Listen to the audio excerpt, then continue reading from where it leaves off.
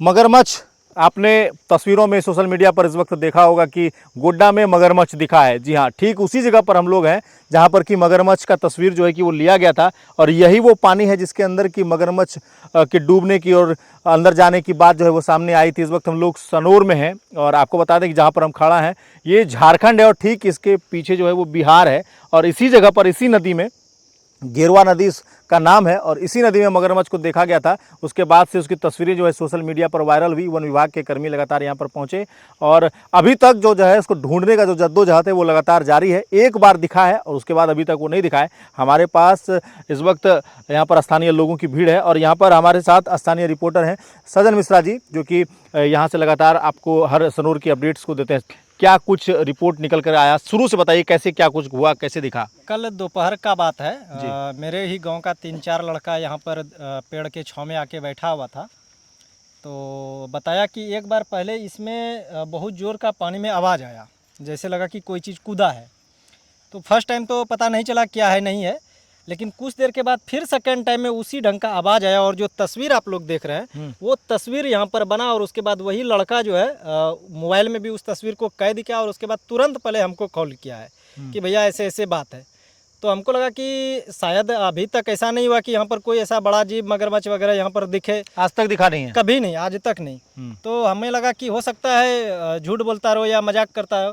तो हम जो है सो पूरी तरह से तहकीकात किए, हर ढंग से पूछे, उसके बाद खुद हम यहाँ पर आए कि कहाँ पर देखा है वो बताओ। जब हमको लगा कि नहीं ये लोग झूठ नहीं बोल रहा है तब हम जो है सो डीएफओ को कॉल किए। डीएफओ को कॉल करने के बाद सारी बात बताए। उसके बाद वन विभाग के अधिकारी भी पूरी टीम को लेकर यहाँ पर आए हैं, लेकिन कल जो है सो इसमें रेस्क्यू करने का आदेश नहीं मिल पाया डीएफओ साहब के द्वारा। उसके बाद आज सुबह फिर मेरा बात हुआ है प्रभारी वनपाल से, तो उन्होंने कहा कि ठीक है हम लोग अपने स्तर से देखते हैं। चूँकि जैसा बताया जा रहा है कि लगभग 12 फीट का ये मगरमच्छ है और 25 से 30 साल इसका उम्र है, तो इसका मतलब है कि पूरी तरह से मैच्योर्ड है, आक्रामक हो सकता है। उस लिहाजन जो है सो एहतियातन के तौर पर अभी कुछ नहीं किया जा रहा है, लेकिन वो जगह यही है और सत्यता भी यही है कि यहीं पर देखा गया था। जी, 10 से 12 फीट जो है उसकी लंबाई बताई जा रही है और बता दें कि इससे इलाके में जो है कि थोड़ा सा डर का माहौल है, क्योंकि आपको हम दिखाएं कि देखिए मवेशी वगैरह जो हैं कि वो यहाँ पर आपको विचरते हुए चरते हुए दिख जाएंगे, क्योंकि हरियाली है। नदी किनारे पानी पीने के लिए